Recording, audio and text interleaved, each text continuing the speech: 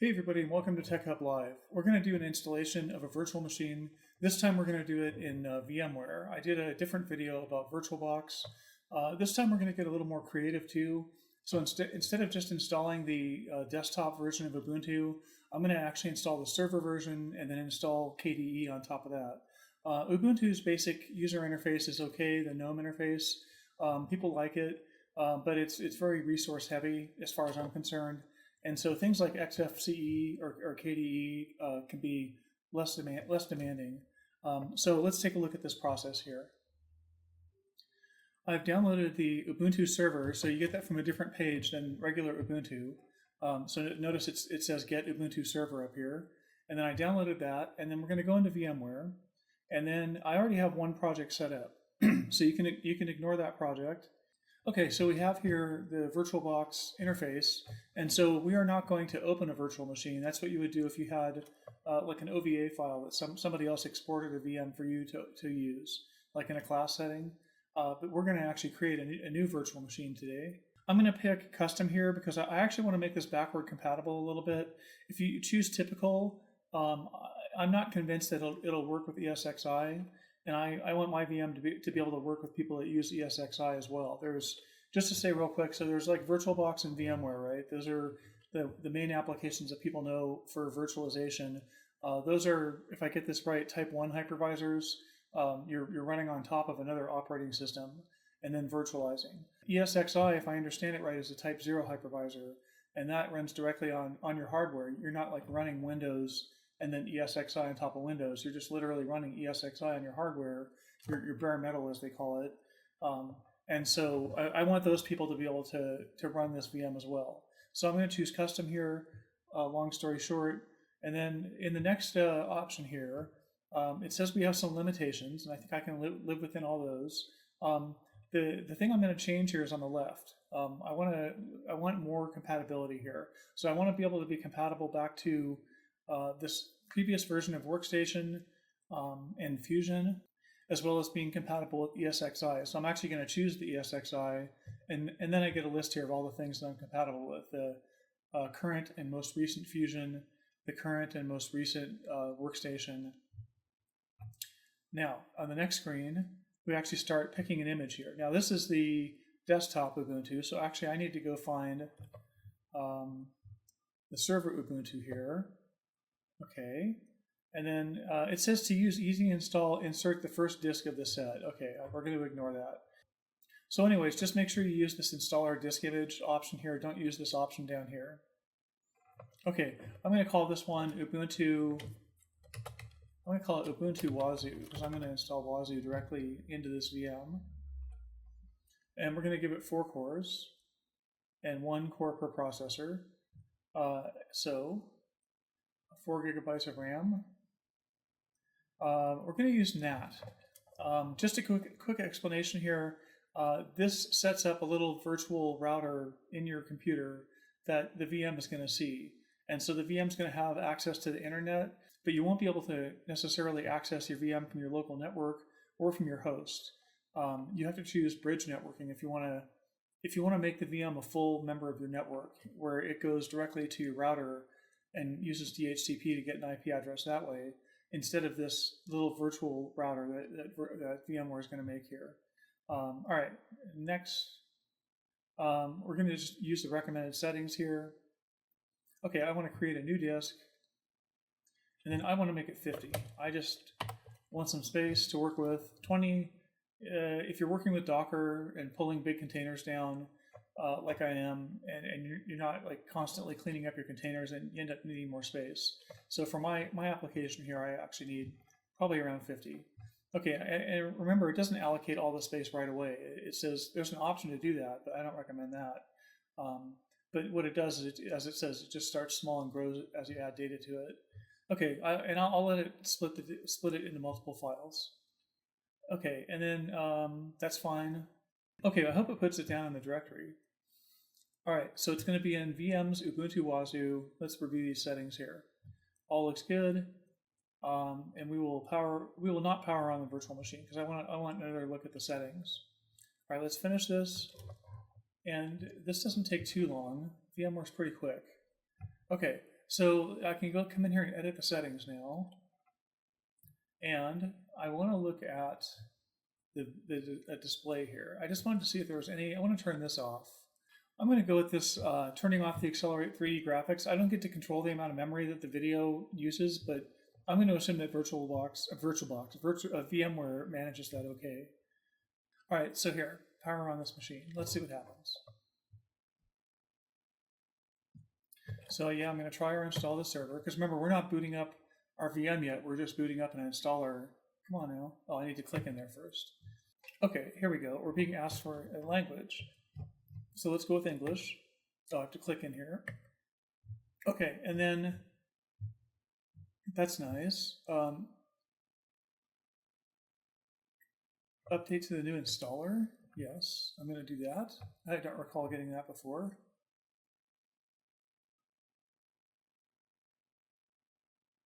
Hopefully this gets us a fully upgraded system. Okay, so please select your keyboard configuration layout below.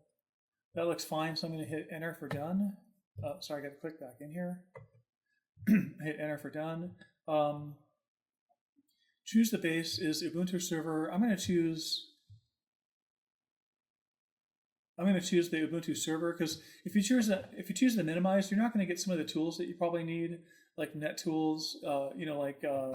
What's the one for running the IP command? I forget the package name. Htop. Some of the tools that usually come default with Ubuntu. I'd like to have those, so I'm going to choose the server, and then I'm going to skip the third-party drivers because we're not media related here. I'm going to hit done. Okay, and then configure at least one interface. I wish that numlock thing would stop doing that. I don't know if you can see it or not, but I keep getting a numlock on and off notification. Okay, configure at least one interface for the server to talk to other machines. So we've got ENS33, so this looks fine. Okay, proxy address, there is none. If you otherwise leave it blank, right? Okay. All right, so it's going to do some updates here and grab some files and start installing. Oh, it's like making sure, yes. Yes, use the entire disk. And remember, in this context, when it says the entire disk, it doesn't mean your entire disk. It means the virtual disk that you set up at the beginning. So you see that it only shows a 50 gigabyte disk here. I don't have a 50 gigabyte disk otherwise. Okay, so set it up as an LVM group. I'd like to say no on that, actually. I'm going to turn that off because that makes it harder to, I'm only doing one partition. I'm not doing a bunch of partitions. I'm probably ignorant of some benefit of an LVM group, so somebody in the comments could tell me what that benefit is. But to me, it makes it harder later on if I want to expand the partition. If I need to get more space in that partition, I believe it makes it harder to do that, add some extra steps. So I'm going to go without it for right now. And then we're not going to do a custom storage layout, we're going to do done. Okay, now, yeah, file system summary. So it's going to make a new ext4 file system. And it has the BIOS. Okay, we're done. Continuing below will begin the installation and result in the loss of data. Yes, you can continue because that disk is blank. Okay, so my name is Jim. My server's name is Jim's. We'll call it. Actually, let's give it a real name. Network Net Attack. Since I'm setting this up to use this for something, I should go with a real. All right, let's do it. Let's go with hacker.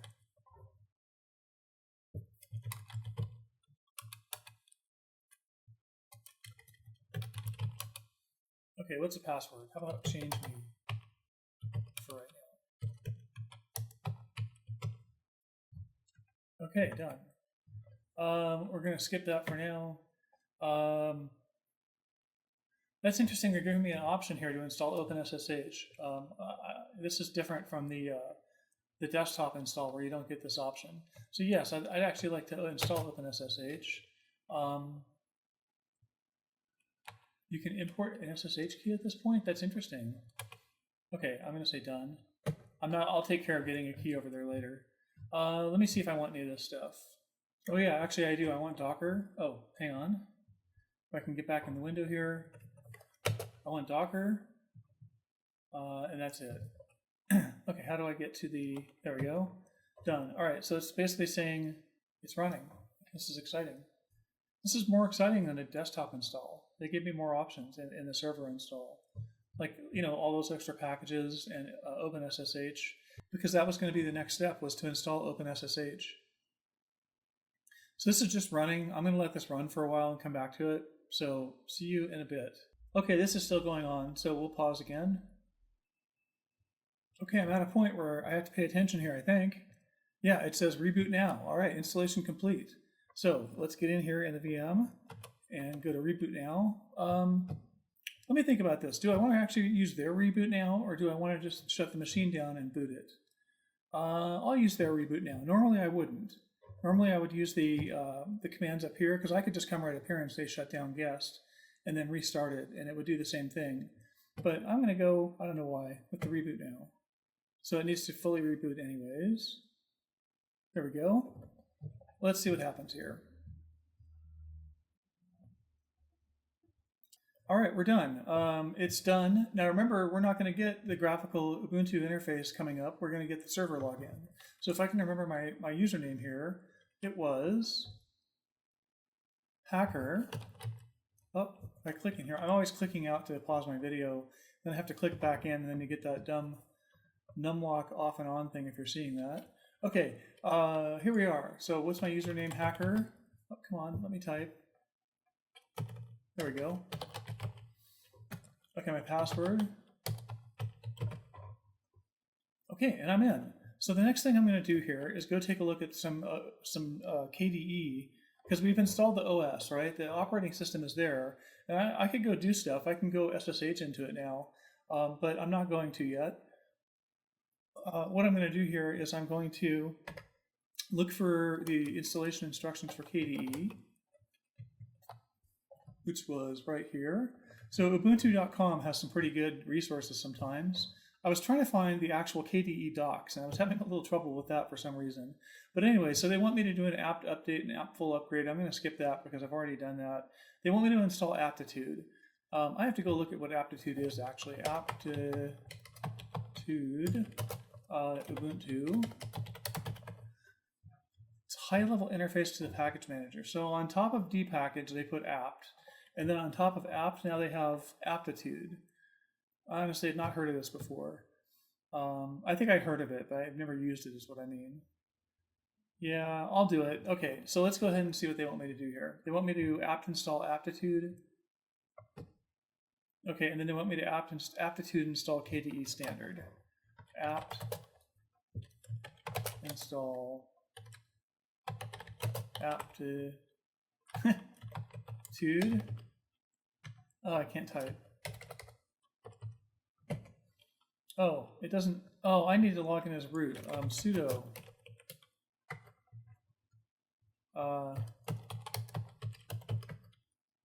There we go.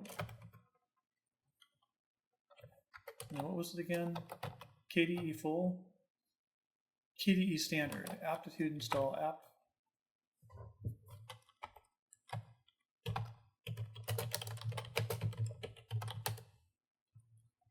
Well, this isn't running very fast right now for a bare bones VM. Oh, I need to do sudo. If anyone didn't catch that, I'm doing sudo bang bang or sudo exclamation point, and that repeats the last command. So if you do a command and you forget to put sudo, you just do sudo space bang bang, and you'll get the last command with sudo in front.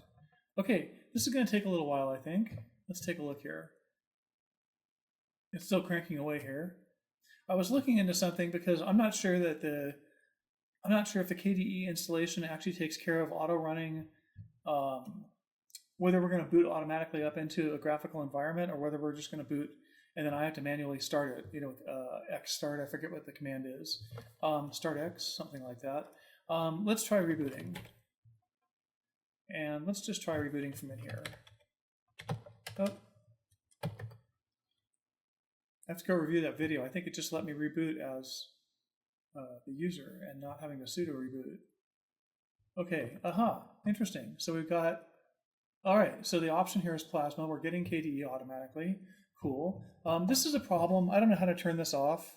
So you have to make the keyboard go away so you can see your screen because it doesn't come up in a default. Oh, so then you have to, with the keyboard up, you have to type. Okay, and then there we go.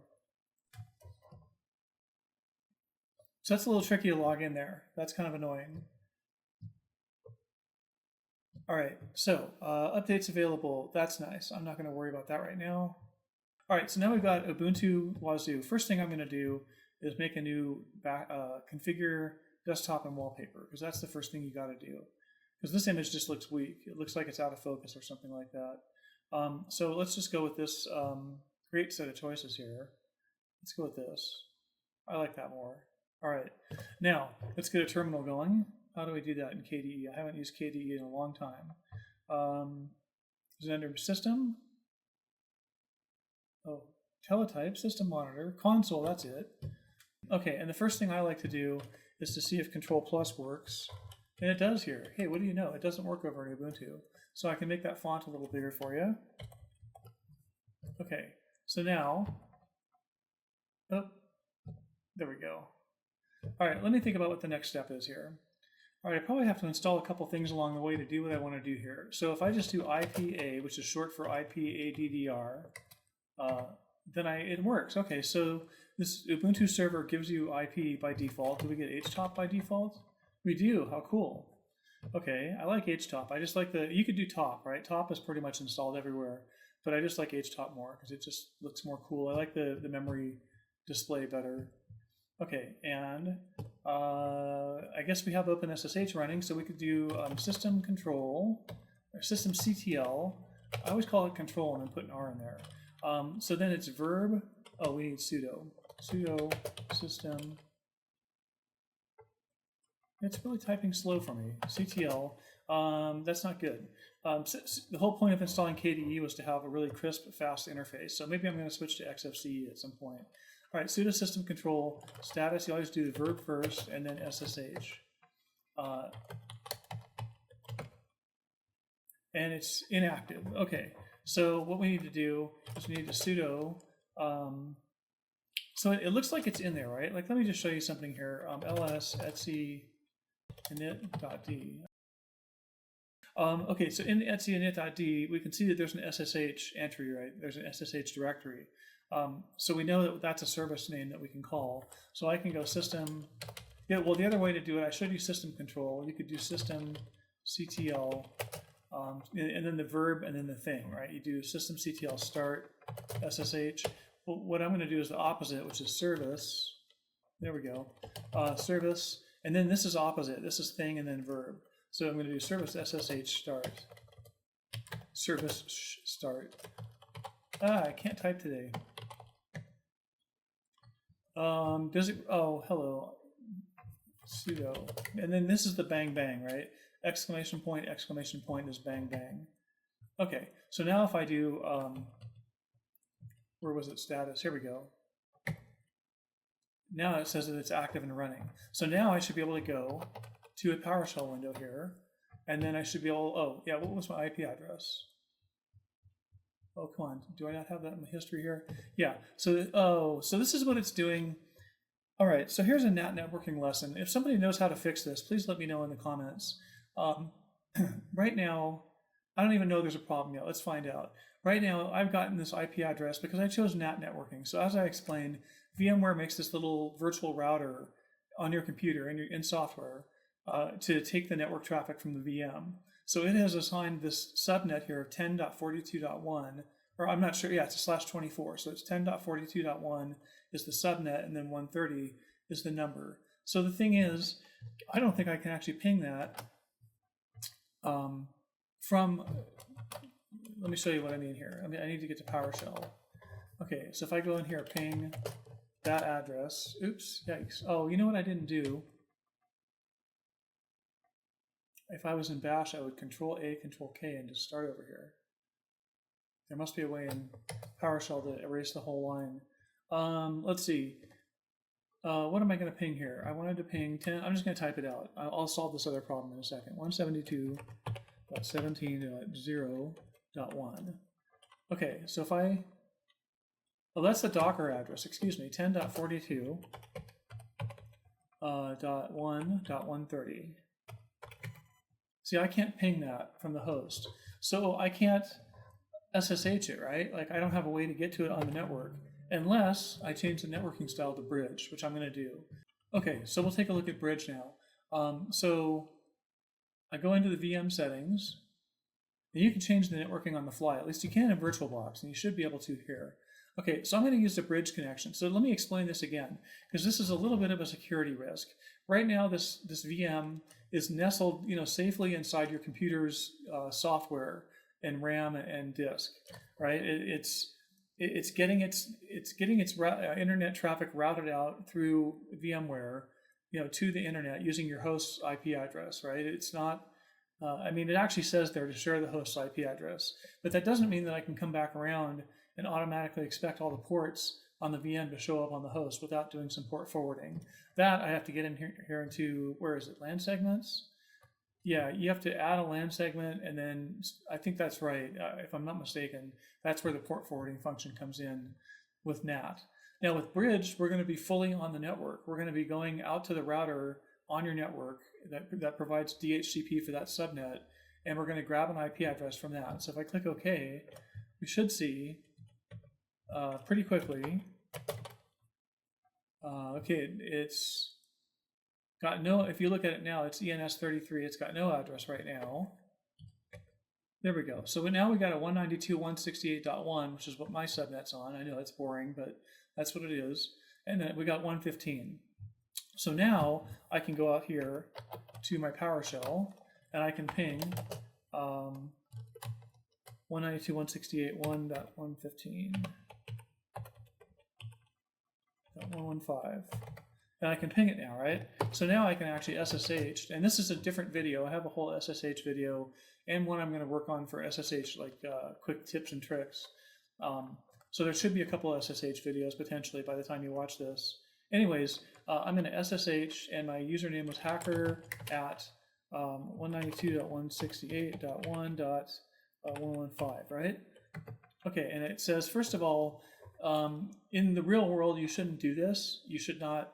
You should be able to verify that fingerprint of that key, or use some method to avoid having to say yes without knowing if it's really a secure connection. Because what if somebody's really hitting me with a man in the middle right at this instant? It's possible, I suppose. But I'm not doing anything all that secure, so I'm not that worried. Okay, and then we're going to enter the password. Okay, and now we're in, right? We're actually on the Linux box. Okay, so we're in the VM. What are we going to do next? Why don't we stand up a web server real quick on the VM? So this should just take a minute here. So if I just do sudo apt install apache2, yes.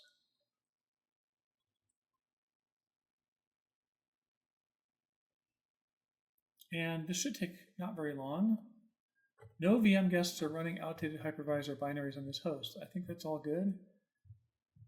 I don't see the word warning or error in there. Okay, good. All right, now that we've done that, let's just check. It shouldn't be up and running yet, but let's do systemctl apache2 status. Oh wait, am I doing this backwards? Yeah.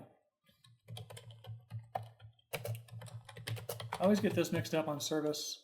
I did it right before. Okay, so actually the Apache server's up and running. So do I have curl installed? I guess it is installed. So if I do curl localhost, oh no, I'm sorry, not curl localhost, but curl, yeah, localhost in this case.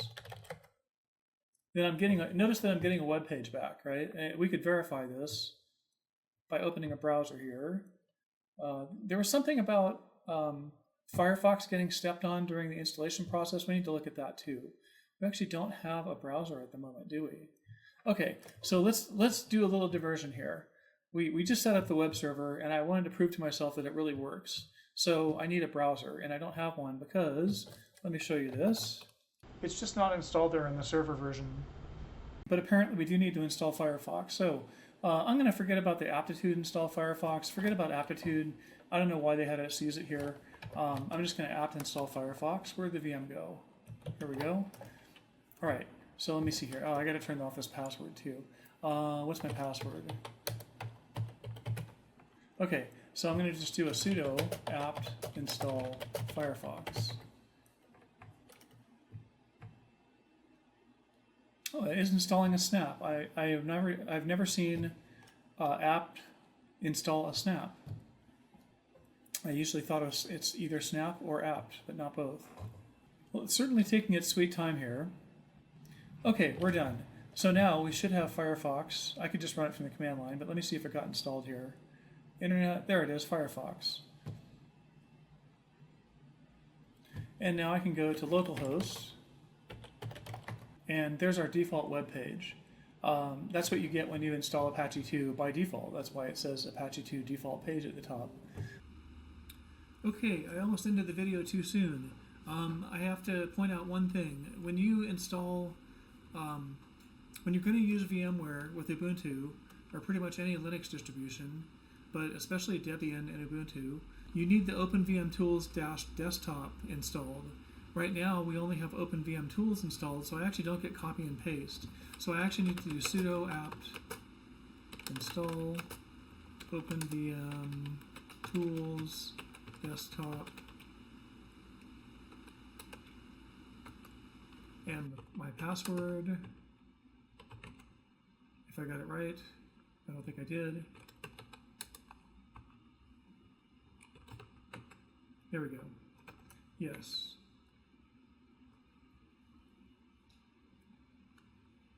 And we watch this install. It shouldn't take very long. There we go.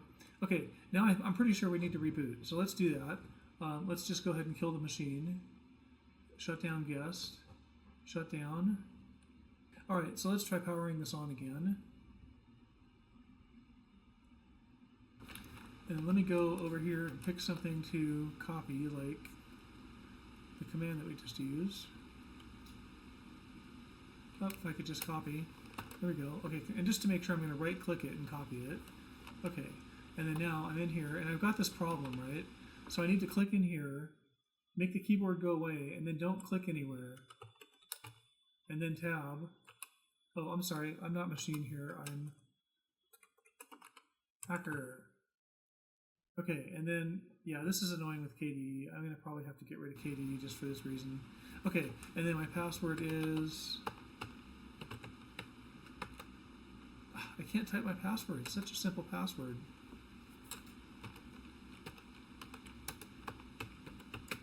There we go.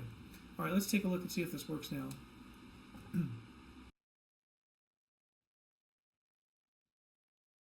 All right, let's bring up something where I can paste into. How about just bringing up console, vi, how about just pasting? Aha! Now it's working. Before this wasn't working. Hello, oh, whatever. I'm just going to type some junk. Now here, just as a pointer, you have to use Ctrl-Shift-C to grab text in a Ubuntu terminal. So I'm using Ctrl-Shift-C, and then I'm using Ctrl-Alt to get out of the VM. Just people that do VMware should know about that, but just in case you don't, if you're stuck in the VM, you do Ctrl-Alt, and then I can use something like Alt-Tab and come back here, and I can see, I just need somewhere I can paste into, right? So how about there? Ah, great. So now my copy paste is working between the two. So that's an important step. Sorry that I forgot about that in the main part of the video. All right, thanks for watching. Have a great day.